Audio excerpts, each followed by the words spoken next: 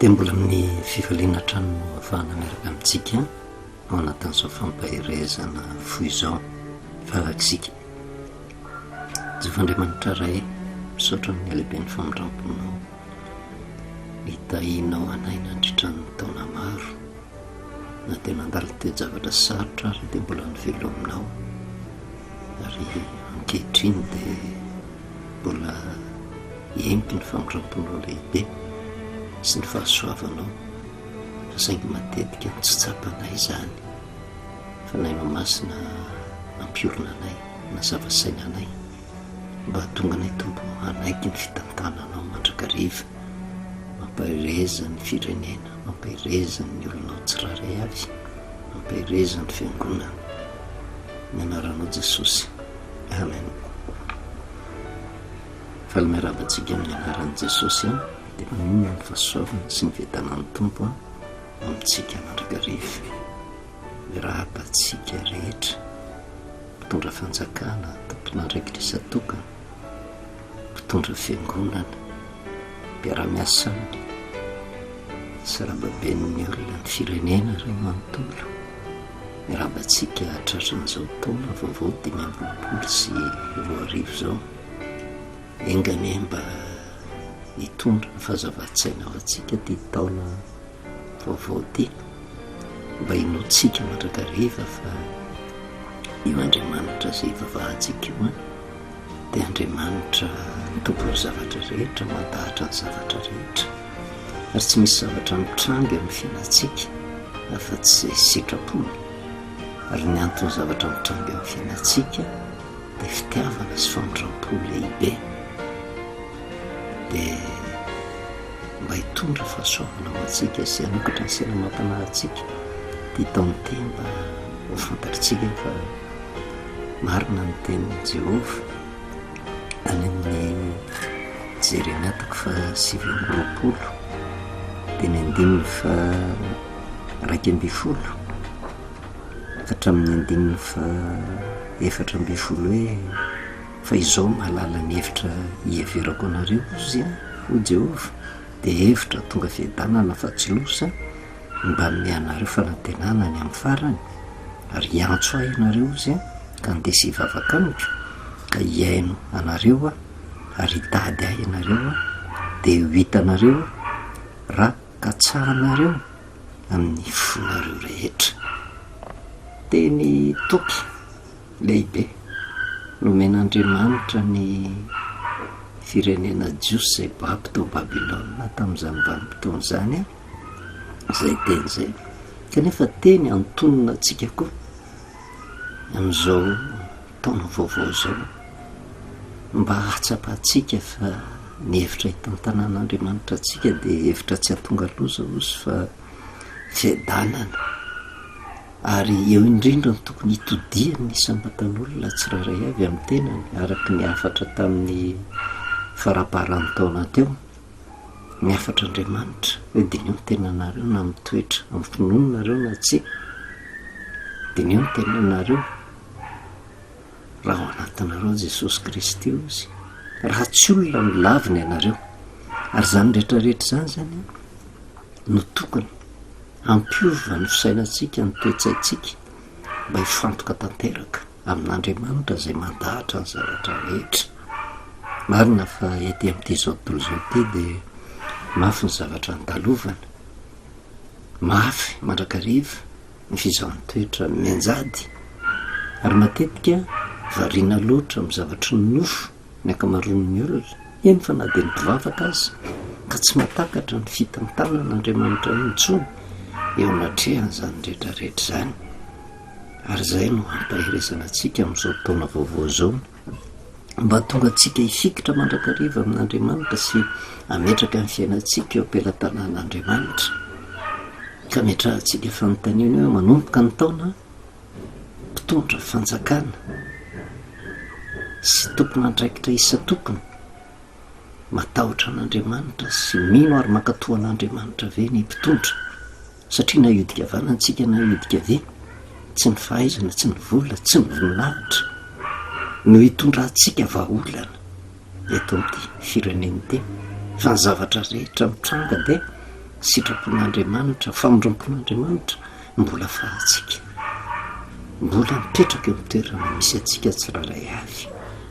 todika amin'ny mpitondra fivavahana rehetra tsy akanavaka na kristianina izy na tsy kristianina, sy ny mpiara-miasa miaraka amin'ny olona matahotra an'andriamanitra, olona mino an'andriamanitra, olona mahatoky an'andriamanitra avokoa ve isika rehetra ka ahafahatsika mitaiza ny olona eo ambany fahefahatsika izay azo antoka fa manana toerana ambony dia ambony ny mpitondra fivavahana, satria tena antoka mampiroborobo sy edanina ny firenena, satria tsy maintsy olona mivoaka avy eo amin'ny fiangonana mandrakariva no hitantana dia hoentsika mandeha ny tena sy antsitsika ny diatsika indray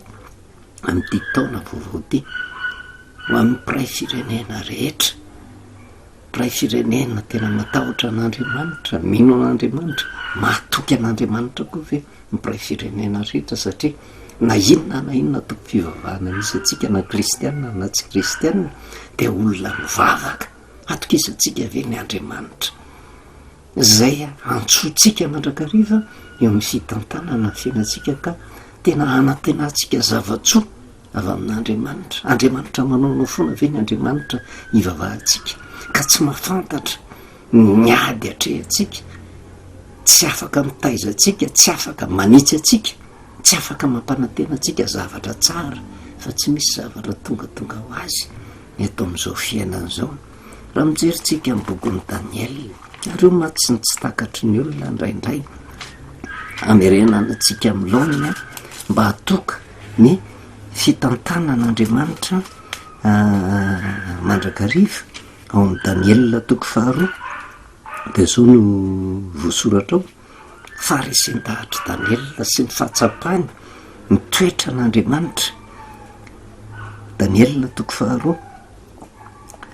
dia ny 9:7 ka hatramin'ny 9:20 dia naseho an'i Daniel tamin'ny fahitana amin'ny alina zany zava-miafina izany ozy ka dia nisaotra n'Andriamanitra ny lanitra Daniel. Eny niteny izy ka nano hoe isaorana ny anaran'Andriamanitra mandrakizay fa aza ny fahendrena sy ny hery,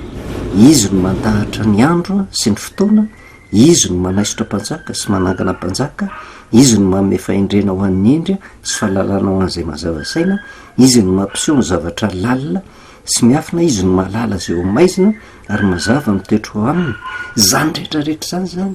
mampiseho ny mahizy an'Andriamanitra. Andriamanitra no mandahatra ny andro sy ny fotoana, izy no manaisotra mpanjaka sy manangana mpanjaka. Impiry no tsy ampitaina amintsika indrindra ho antsika mpivavaka io Andriamanitra io ange, na inona fomba hatongavany mpanjaka sy ny tompon'andraikitra rehetra eo nazavaintsika zany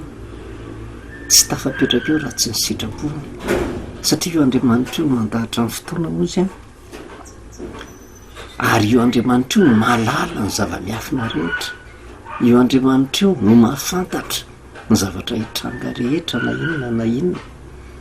io Andriamanitra io no mahafantatra ny zavatra mahasoa na dia ny firenena azy,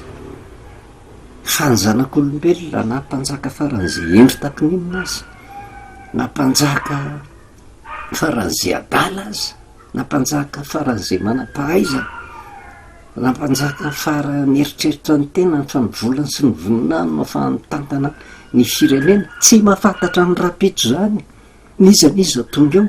fa io Andriamanitra io no mahafantatra ny zavatra ho avy hitranga eo anivon'ny firenena. Matetika ny fahadsoa-kevitry ny olona dia ity: apetrany amin'ny olona ny fanantenany, apetrany amin'ny olona ny fiainany, ary matoky ny olona izy ny amin'ny fiadanana sy ny fahasambarana katsahany, ny amin'ny filaminana, fa tsy matoky an'Andriamanitra. Eny fa na dia ny kristianina azy, ary matetika dia hitantsika na dia anivon'ny firenena azy manoloana ny toe-javatra mitranga, ny mpivavaka indrindrandrindra ary ny tompon'andraikitra ny mpivavahana no tsy mahatoky mihitsy anio famarina ny tenin'Andriamanitra io hoe izy no mametraka mpanjaka, izy no manaisotra mpanjaka, anka tsy mitandrina dia lasa manome fo ny vahoaka zay a tsy atoziny fa miteraka korotana eo anivon'ny firenena ary zay korotana zay nefa miteraka fahasairanana eo anivon'ny vahoaka rehetra de lasa misy fifanomezantsiny eo anatrehany mpitantana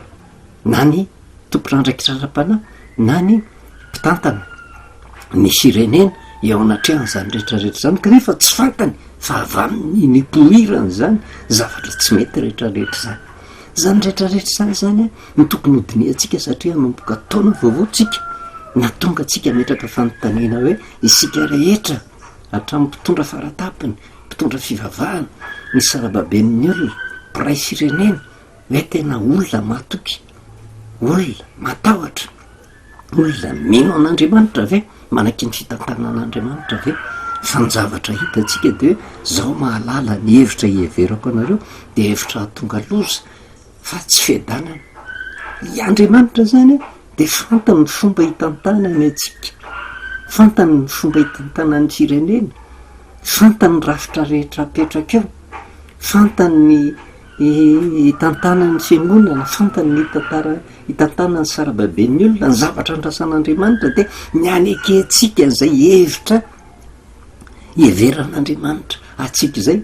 fa ny olana nefa de zao tsika tsy manaiky ny hevitra hitantanan'andriamanitra atsika de mipotra am'izay problema satria raha ny tena marina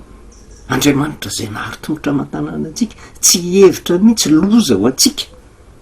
fa matoa misy ny loza mitranga amitsika safiditsika satria tsy manaiky ny fitantanany tsy manaiky ny hevitra hitantanany tsy manaiky le eritreritr'andriamanitra hoe tsy hevitra tonga loza fa tonga fiadanana fa rehefa dinia le safidy ny zanak'olombelona indrindra ny kristianina de hevitra tonga loza fa tsy fiadanana eo a-tsainy ny zanak'olombelona fa nohatra am'le hevitr'andriamanitra araka ny resantsika hoe manantena fiadanana sy fahasambarana ny olona fiainana amilamina fa ny olona tsy matoky an'andriamanitra tsy manaiky ny fitantanan'andriamanitra fa matoky olona fa io andriamanitra io nefa io no mahafantatra ny ho avy araka ny teny Daniela hoe izy no mandahatra ny fotoana ozy ny andro sy ny fotoana izy no manaisitra mpanjaka sy manangana mpanjaka zany hoe mahafantatra ny toejavatra misy fantany ny taloha fantany ny ankehitriny fantany no avy fantany r'andriamanitra de ny melodolo zavatra hitranga eto amin'ny firenena ka raha mametraka mpanjaka sy tompony andraikitra eo andriamanitra io de zao mitadidio tsy io no hitondra fiadanana ao atsika tsy io no hitondra vahaolana ao atsika fa ny antony nametrahan'andriamanitra ny mpanjaka sy ny tompona andraikitra araka ny teneniny any amin'ny testamenta vaovao hoe maneke ny fahefana zay misy de zay voatendrin'ny olona na mpanjaka na ny mpanampaka fa tsy misy fahefana afa-tsy avy amin'andriamanitra satria matoa apetrak'andriamanitra io ireo tsy mahalala ny zavatra hitranga fa andriamanitra mahalala ny zavatra hitranga na ho mora na ho sarotra fa reo no fitaovana apetrak'andriamanitra fantatr'andriamanitra fa afaka isedra ny toejavatra hitranga zay tsy hitsapan'ny olona fa ny olona de manantena filaminana manantena fiadanana manantena fahasambarana manantena fa olona no mitondra an'izany tsy olona no mitondra an'izany fa mametraka rafitra fotsiny andriamanitra mba afahany misedra ny toejavatra rehetra andalovana mba hiadanan'le vahoaka noho izany olona ve no tokony ametrahana fitokisana sa andriamanitra ary eo no ametrahantsika fanontaniana amin'ny isam-batan'olona hatramin'ny mpitondra fanjakana sy ny mpiara-dia aminy manantena ave ny mpitondra fanjakana sy ny mpiara-dia aminy fa hitondra fiadanana ao amin'ny firenena tsy afaka manome an'izany manantena ave ny mpitondra fivavahana sy ny tompona andraikitra miaraka aminy fa hitondra fiadanana ho an'ny olona zay tantanany tsy afaka manome an'izany andriamanitra rero ny tompona andraikitra afaka manome an'izany fa inona no rasan'andriamanitra mpitondra fanjakana mpitondra fivavahana ny isam-batan'olona mandeha marina manaiky ny sitrapon'andriamanitra ary ny olona manaiky ny sitrapon'andriamanitra nomeny hery afaka isedra ny toejavatra rehetra mba afaka hiadanan'ny olona tsotra ny zavatra andrasan'andriamanitra amintsika raha tiatsika ny adana manaiky ny hevitra hitantanan'andriamanitra atsika de hevitra tsy hatonga loza ozy fa hatonga fiadanana ary de araka nyfantatritsika tamin'ny afatra faran'izay mety natao anatin'ny fampahirezana raha mampitany tamin'ny vanim-potoana nisy ny coronavirus tamin'ny taona 2024 tamin'ny andron'ny coronavirus taona mifandimbo maro mieritreritra fa tena fahafatesana angeny olona rehetra fa kivy tsy tafavoakatsony tiany farany tao anatin'ny fahasahiranana tanteraka fa tsy fantorora mitovy hevitra amiko isika fa tena nahagaga na tafavoakatsika na de tao amin'ny firenena malagasy ary manoloana an'izany loza tsy loa aman-tan'izany hevitra ve tsika fa herin'olombelona zany miherin'Andriamanitra satria ny zavatra tsapako tamin'ireny vanim-potoana ireny tsy nisy zay tsy mitodika tamin'Andriamanitra ny olona rehetra tsy nisy zay tsy mivavaka tsy nisy zay tsy nametraka ny fiainany teo am-pelatanan'Andriamanitra tao anatin'ny toe-javatra faran'izay mafy noho ny tamin'ny taona 2024 amin'ny fomba mahagaga tafavoaka somatsaritsika teo anatrehan'izany rehetrarehetra zany taona 2024 jerevantsika adino zay le fahasoavana nataon'Andriamanitra sika nefa tsy mafy noho tamin'ny coronavirus ny zavatra nandalovana tamin'ny taona 2024 fa manampy fimonomonona nysika mba habe miloza hiatra amintsika raha tsy mitandrina tsy matoky an'Andriamanitra kanefa raha mampitahan'izany misy fivoarana zany hoe tena le loza entsana tamin'ny coronavirus ny maivana tamin'ny taona 2024 raha tena olona miaraka amin'Andriamanitra de matosy sy mino tanteraka mihitsy vao mainka hemaivana zany ny taona 2025 fa mino ve ny olona sa tsy mino ary manahoana ny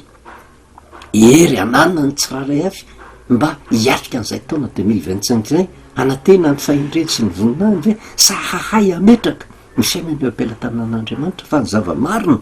tsy misy olombelona afaka irehare ka hitondra vaholana eto amin'ity tany sy ny fanjakana eto amin'ny firenena eto amin'ity zao tontolo zao ty fa ny tokony ho tsapa ny isam-batan'olona matoa ny olona tsiraray avy mipetraka eo amin'ny toerana misy azy hatramin'ny ambony indrindra ka hatramin'ny ambany indrindra tsy tafapetraka eo raha tsy Andriamanitra no nametraka azy eo inona ny tokony atao matetika miresaka amin'ny olona aza siana fimonomonona fa mahaiza mamantatra ny sitrapon'Andriamanitra satria ny afatra zay nomena ty amin'ny Jeremia 9:20 de afatra nomena ny olona baby tao Babilôna rehefa tena jerevana ange mbola tsy ao anatin'ny fahafahantsika ety am'ty zao tontolo zao ty miteneniko mbola miaina ao anatin'ny Babilôna fa any amin'ny fiainana mandrak'izay vao tafavoaka amin'izany hoe tena afaka tanterak'izany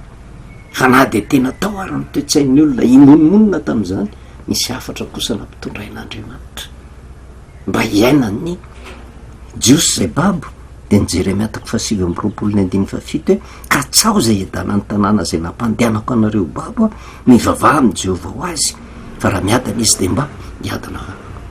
hiadana koa ianareo raha adika amin'ny teny tsotra zany de zao ka tsao zay edanany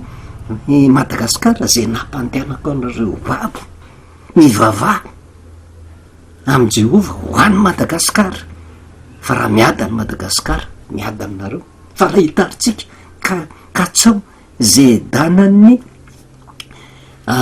tompon'andraikitra rehetra na ara-panjakana na ara-pivavahana zay nampandehanako anareo babo de mivavaha ho an'ireo amin'ny Jehovah ho an'ireo fa raha miadan'ireo mba hiadantsika Jehovah no mandahatra ny fotoana tsy misy zavatra tonga raha tsy ny sitrapony zay no afatra fa firy amin'ny olona no vavaka firy amin'ny olona no manaiky ametraka ny fiainany sy ny fiainany firenena eo anatrehany fa mimonomonina mandrakariva ndraindray mahita ny tsy fahombiazana mahita ny tsirariny fa tsy misy ezaka atao amin'ny isam-batan'olona mba ho tafavoaka amin'izany fa fifanomezantsiny fa inona ny tokony atao raha tena olon'Andriamanitra marina raha tena olo-pirenena vanina tsotra raha tena mahatsapitsika fa olo-pirenena ka tiatsika nivoarany Madagasikara de tsotra ihany tsy amin'ny alalan'ny fimonomononana fitsikirana fa Andriamanitra no mahafantatra zay anjaran'ny olona fa ny fitondrana am-bavaka zay ny voalohany indrindra. Ary faharoa manarakarak' zany zasy ianao mandehana ny marina, fa raha za mandeha amin'ny marina de mampianatra ny olona manodidina mba andeha amin'ny marina, de mihitatra zay mba andeha amin'ny marina. Nizaniza mitady anao ratsy eto anivon'ny firenena, tsy afaka tsony izy eo anatrehan'izay rehetrarehetra zay iadana Madagasikara. Fa ny zavatra mitranga nefa de ty monina ny olona fa tsy misy mandeha amin'ny marina, tsy mandeha amin'ny marina. Ray firenena tsy mandeha amin'ny marina mpitondra fivavahana, tsy mandeha amin'ny marina mpitondra inona ny voka ny loza amin'ny tanga. Fa ny vavahantsika de tsotra, mivavaka ho an'ny filopitarika, mivavaka ho an'ny tompon'andraikitra ara-panjakana sy ny mpiara-miasa aminy, mivavaka ho amin'ny mpitondra fivavahana, mba tsy hisy imonimonna fa mpianatra ny olona rehetra mba andeha amin'ny marina. De ho tanteraka ny tenin'Andriamanitra hoe antsoa ianareo andesy hivavaka amiko, iananareo ahitady ahy ianareo sy de hitanareo rakatsahanareo ny fonareo rehetra. Voninahitro n'Andriamanitra iray mivavakisika. Misotranao Jehovah'Andriamanitra ray ny amin'ny teny izay nomenao indray, mba ho fitsipim-pitondran-tena hanomboana indray ty taona 2024 ity. Matoky Tompo fa nasehonao fa misy ny fivoarana tsy kelikely fa tsy hitany masonay, fa seho ny voninahitro Tompo mba handresy lahatra ny olonao, fa ianao de mitsinjo zao firenena malagasy izao. De matoky sy mino fa ianao anokatra sy tsiraray avy mba hitany ny zava-mahagaga amin'ny fanarahana lalana de misaotra raika ny anarana Jesosy. Amen. Manovelomantsika amin'ny anaran'i Jesosy de fahasoavana sy ny fiadanan'ny Tompo amintsika mandrakariva.